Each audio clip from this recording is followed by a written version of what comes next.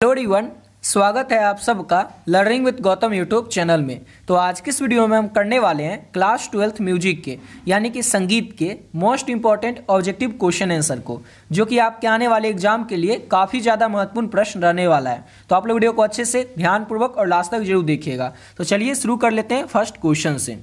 और पहला क्वेश्चन क्या है हमारा कि शास्त्रीय संगीत के दो प्रमुख प्रकार कौन से हैं। तो कर्नाटक और हिंदुस्तानी संगीत जो है ये शास्त्रीय संगीत के दो मुख्य प्रकार हैं। ऑप्शन नंबर बी हो जाएगा। और ये क्वेश्चन जो है ये आपसे लघुत्तरीय में भी पूछा जाएगा कि शास्त्रीय संगीत के दो प्रमुख प्रकार कौन से हैं, नाम बताएं। तो याद रखिएगा कर्नाटकी और हिंदुस्तानी संगीत दोनों का नाम याद रखिएगा। ये काफ़ी ज़्यादा इंपॉर्टेंट है, ऑब्जेक्टिव के लिए तो है ही, लेकिन लघुत्तरीय में भी ये पूछा जा सकता है, तो याद रखिएगा।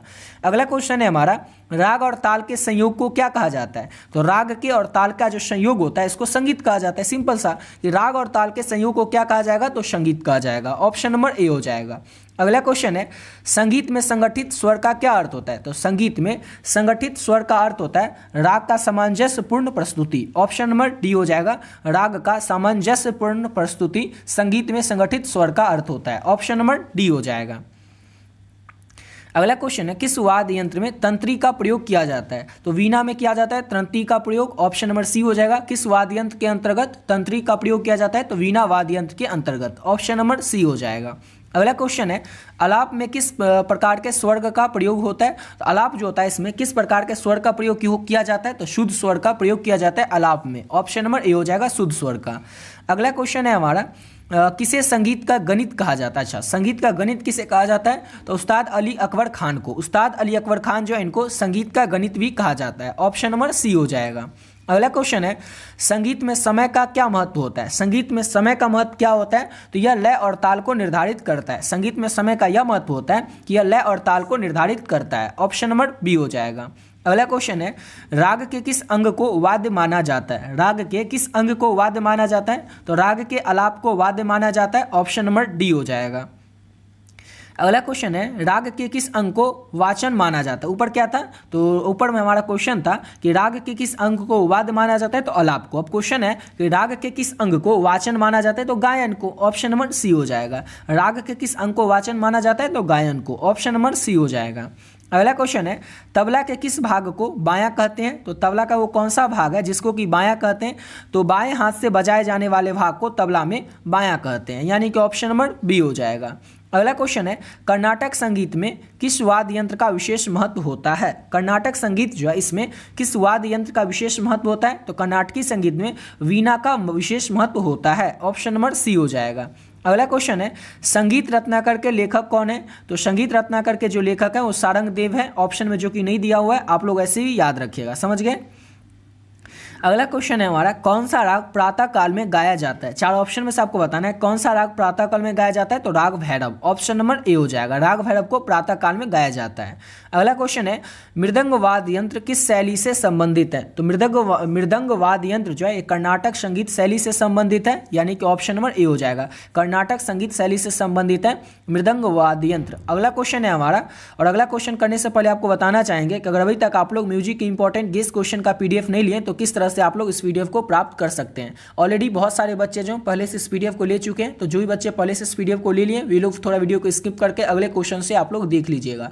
और जो भी बचे हुए हैं अभी तक इस पीडीएफ को नहीं लिए उनको बता दें कि इसमें आपको क्या क्या मिलेगा और किस तरह से आप लोग इस पीडीएफ को प्राप्त कर सकते हैं। तो इसमें मिलेगा आपको म्यूजिक के जितने भी टॉपिक दिया हुआ है, हर एक टॉपिक आपके सिलेबस में हर एक टॉपिक का इंपॉर्टेंट ऑब्जेक्टिव क्वेश्चन और सब्जेक्टिव क्वेश्चन, यानी कि आपके एग्जाम के लिए जो भी इंपॉर्टेंट ऑब्जेक्टिव और सब्जेक्टिव क्वेश्चन है, सब्जेक्टिव में भी जो भी इंपॉर्टेंट लघु उत्तरीय और दीर्घ उत्तरीय प्रश्न है आपके एग्जाम के लिए, आपके बोर्ड एग्जाम के लिए, वो सारा का सारा objective question answer, subjective question answer, subjective में भी लघु उत्तरीय दीर्घ उत्तरीय जो भी इंपॉर्टेंट है सारा आपको इस पीडीएफ में देखने को मिल जाएगा। और अगर आप इतना अच्छे से कर लेते हैं तो इसके अलावा आपको और कुछ करने की जरूरत ही नहीं पड़ेगी, ना कोई क्वेश्चन बैंक, ना कोई गेस्ट पेपर, ना कोई बुक। और इसके साथ साथ आपको मिलेगा म्यूजिक में पिछले 11 साल में पूछे गए प्रश्न, वो भी आपको आंसर के साथ मिलेगा। लेकिन यही आप अगर कहीं किसी गेस्ट पेपर से पढ़ते हैं, किसी क्वेश्चन बैंक से पढ़ते हैं जिसमें कि अगर पीवाईक्यू ही रहता है या ऑब्जेक्टिव क्वेश्चन ही रहता है, सब्जेक्टिव तो ठीक रहता है लेकिन पीवाईक्यू और ऑब्जेक्टिव में क्या हो जाता है, अगर आप 50 क्वेश्चन पढ़िएगा ना तो आप चेक करके देख लीजिएगा, उस 50 में आपको मिनिमम 3 से 4 क्वेश्चन और मैक्सिमम तो 7-8 क्वेश्चन भी गलत आपको देखने को मिल जाता है। और यही क्या हो जाता है कि बच्चे इसी को पढ़ के जाते हैं और एग्जाम में गलत टिक कर देते हैं, फिर आते तो कहते हैं हम तो सही टिक किए, एग्जाम में इतना कम नंबर कैसे आ गया। तो इसका मेन रीजन ये होता है कि आप पढ़ के ही गलत जाते हैं। इसलिए आप जो भी पढ़ते हैं, जहां से भी पढ़ते हैं और जिस भी सब्जेक्ट में पढ़ते हैं,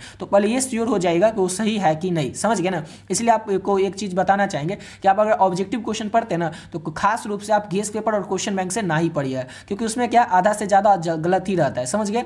इसलिए आपको जो भी पढ़ना है देख के पढ़िएगा कि वो सही है कि नहीं, समझ गए। और जितना अगर आपको दे रही है ऑब्जेक्टिव, सब्जेक्टिव और पीवाईक्यू, अगर आप इसको अच्छे से कर लेते हैं ना तो इसके अलावा आपको एग्जाम में और कुछ करने की जरूरत नहीं है बोर्ड एग्जाम के लिए म्यूजिक में, समझ गए ना। अगर आप क्लास 12th में आपका सब्जेक्ट म्यूजिक है तो आपको इसके अलावा और कुछ भी पढ़ने की जरूरत नहीं पड़ेगी, बस अगर आप इतना कर लेते हैं तो। अब इसको प्राप्त कैसे करना है, तो आपको केवल और केवल 30 रुपये पे करना है, केवल और केवल 30 रुपये में आपको ये PDF मिल जाएगा। अब पे कैसे करना है और मिलेगा कैसे, तो ये जो नंबर है 7903820891, इस नंबर पर आप लोग फोनपे, गूगल पे, पेटीएम किसी भी माध्यम से आप लोगों को 30 रुपये पे कर देना। और जैसे आप पे करते हैं इसका स्क्रीनशॉट ले करके इसी नंबर से जो व्हाट्सएप है 7903820891, इस नंबर से जो व्हाट्सएप है, इस व्हाट्सएप पे आपको स्क्रीनशॉट भेज देना और बस एक छोटा सा मैसेज कर देना म्यूजिक, जिससे कि ये पता चल जाए आपको म्यूजिक का PDF चाहिए। जैसे आप पे करके स्क्रीनशॉट भेजेंगे, सब्जेक्ट का नाम बताएंगे म्यूजिक, आपको जो PDF है तुरंत मिल जाएगा। इसमें जितना ऑब्जेक्टिव सब्जेक्टिव क्वेश्चन है इसको अगर अच्छे से कर लेते हैं तो इसके अलावा आपको कोई क्वेश्चन बैंक या कोई भी बुक करने की जरूरत नहीं पड़ेगी। तो जो भी बच्चे बचे हुए हैं अभी तक इस PDF को नहीं लिए तो आप लोग इसको केवल और केवल 30 रुपये पे करके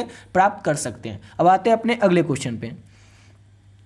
अगला क्वेश्चन है द्रुत शब्द का संगीत में क्या अर्थ होता है, तो द्रुत शब्द का संगीत में अर्थ होता है संगीत की तेज गति। ऑप्शन नंबर हो जाएगा इसका बी, संगीत की तेज गति द्रुत शब्द का संगीत में अर्थ होता है, ऑप्शन नंबर बी हो जाएगा। अगला क्वेश्चन है संगीत में राग और ताल का क्या संबंध है, तो संगीत में राग और ताल का क्या संबंध होता है, तो राग संगीत की आत्मा है और ताल उसका शरीर। क्वेश्चन आपसे लघुत्तरीय में भी पूछा जा सकता है, तो याद रखिएगा संगीत में राग और ताल का यह संबंध होता है कि राग संगीत की आत्मा कहलाती है और ताल उसका शरीर कहलाता है, ऑप्शन नंबर ए हो जाएगा। अगला क्वेश्चन है शास्त्रीय संगीत के रूप में कितने प्रमुख अंग होते हैं, तो शास्त्रीय संगीत के कितने प्रमुख अंग होते हैं, तो शास्त्रीय संगीत के 2 प्रमुख अंग होते हैं, हिंदुस्तानी और कर्नाटकी संगीत, ऑप्शन नंबर इसका ए हो जाएगा। अगला क्वेश्चन है संगीत के में आरोह का क्या अर्थ होता है, ये तो बता ही चुके हैं, आरोह अरोह कितना बार बता चुके हैं आपको। स्वरों का अवरोहन यानी कि स्वरों का चढ़ाव, यानी कि स्वरों का ऊपर की ओर चढ़ाव जो होगा संगीत में आरोह का अर्थ होगा, और स्वरों का उतार जो होगा वो होगा अवरोह का मतलब। अगला क्वेश्चन है हमारा किस राग में रे और ध स्वर का विशेष महत्व होता है, किस राग में होता है, तो राग भैरव में रे और ध का स्वर का विशेष महत्व होता है, ऑप्शन नंबर सी हो जाएगा। अगला क्वेश्चन है संगीत में वृत्ति शब्द का क्या अर्थ होता है, संगीत में वृत्ति शब्द का अर्थ होता है ताल की गति, याद रखिएगा संगीत में वृत्ति शब्द का क्या अर्थ होता है, तो ताल की गति, ऑप्शन नंबर ए हो जाएगा। अगला क्वेश्चन है किसे संगीत का सिद्धांत कहा जाता है, संगीत का सिद्धांत किसे कहा जाता है, तो ताल को कहा जाता है संगीत का सिद्धांत, ऑप्शन नंबर बी हो जाएगा। अगला क्वेश्चन है संगीत में शिवरात्रि का संबंध किससे होता है, तो संगीत में शिवरात्रि का रात्रि के राग से संबंध होता है, ऑप्शन नंबर ए हो जाएगा। रात्रि के जो राग होते हैं उसी को शिवरात्रि में गाया बजाया जाता है। अगला क्वेश्चन है हमारा किस संगीतकार को संगीत सम्राट कहा जाता है, संगीत सम्राट के नाम से कौन जाने जाते हैं, तो पंडित भीमसेन जोशी संगीत सम्राट के नाम से भी जाने जाते हैं, ऑप्शन नंबर डी हो जाएगा। अगला क्वेश्चन है संगीत में विपरीत शब्द का क्या अर्थ होता है, तो संगीत में विपरीत शब्द का अर्थ होता है स्वर का उल्टा स्थिति, ऑप्शन नंबर सी हो जाएगा। स्वर का उल्टा स्थिति संगीत में विपरीत शब्द का अर्थ होता है। अगला क्वेश्चन है किसी भी राग में स्वरों का समुचित प्रयोग किसके लिए माना जाता है, तो किसी भी राग में स्वरों का जो समुचित प्रयोग है वो राग के स्वरूप के लिए समुचित माना जाता है, ऑप्शन नंबर सी हो जाएगा। सिंपल सा क्वेश्चन था कि किसी भी राग में स्वरों का समुचित प्रयोग किसके लिए माना जाता है, तो राग के स्वरूप के लिए। अगला क्वेश्चन है वीणा वाद्य के कितने स्वर होते हैं, तो वीणा वाद्य यंत्र जो है इसके कितने स्वर होते हैं, तो 7 स्वर होते हैं वीणा वाद्य यंत्र के, ऑप्शन नंबर बी हो जाएगा। वीणा वाद्य यंत्र के कितने स्वर होते हैं, तो 7 होते हैं। नेक्स्ट क्वेश्चन है हमारा अगला क्वेश्चन किस राग का समय दोपहर का होता है, यानी कि किस राग को दोपहर के समय में गाया बजाया जाता है, तो राग बागेश्वरी के गाने और बजाने का जो समय है वो दोपहर का है। अगला क्वेश्चन है उस्ताद शब्द का क्या अर्थ होता है, तो उस्ताद शब्द का अर्थ होता है गुरु, ऑप्शन नंबर बी हो जाएगा, ये तो सबको पता ही होगा। अगला क्वेश्चन है हमारा किस राग को शिवरात्रि में गाया बजाया जाता है, तो वैसे राग जो कि रात्रि के समय में गाया बजाया जाता है उसी को शिवरात्रि राग के समय में गाया बजाया जाता है। अब किस राग को रात्रि के समय में गाया बजाया जाता है, तो राग भैरव को, ऑप्शन नंबर ए हो जाएगा। अगला क्वेश्चन है मास्टर की उपाधि किस संगीतकार को दी जाती है, तो पंडित निखिल बनर्जी जो है इनको मास्टर की उपाधि प्रदान की गई है, ऑप्शन नंबर डी हो जाएगा। अगला क्वेश्चन है, राग यमन किस समय में गाया बजाया जाता है? तो रात्रि के समय में राग यमन को गाने और बजाने का समय है। ऑप्शन नंबर ए हो जाएगा। अगला क्वेश्चन है, संगीत में वाद्य का क्या महत्व होता है? तो इसे ताल और लय के साथ मेल बैठाने के लिए प्रयोग करना संगीत में वाद्य का महत्व होता है। ऑप्शन नंबर सी हो जाएगा। अगला क्वेश्चन है, संगीत में साधना का क्या महत्व है? तो संगीत में साधना का क्या महत्व होता है? तो स्वरों को शुद्ध बनाने के लिए संगीत में साधना का महत्व यानी कि इंपॉर्टेंस होता है। ऑप्शन नंबर सी हो जाएगा, स्वरों को शुद्ध बनाने के लिए। अगला क्वेश्चन है, कर्नाटक संगीत में संगीत के किस रूप को विशेष रूप से प्रस्तुत किया गया है? तो गायन और वादन के रूप को, ऑप्शन इसका ए ही हो जाएगा। कर्नाटकी संगीत जो है, इसमें संगीत का जो गायन और वादन का जो स्वरूप है इसको विशेष रूप से प्रस्तुत किया गया है कर्नाटकी संगीत में। ऑप्शन नंबर ए हो जाएगा।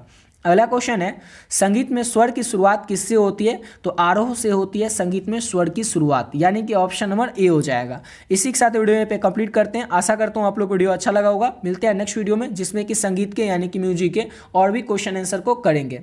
और आप लोग अभी तक जो भी बच्चे हुए म्यूजिक का इंपॉर्टेंट गेस्ट क्वेश्चन का PDF नहीं लिए, जो कि आपके बोर्ड एग्जाम के लिए, तो आप लोग उसको केवल और केवल 30 रुपये पे करके प्राप्त कर सकते हैं, यानी कि ले सकते हैं। तो मिलते हैं नेक्स्ट वीडियो में नए वीडियो के साथ।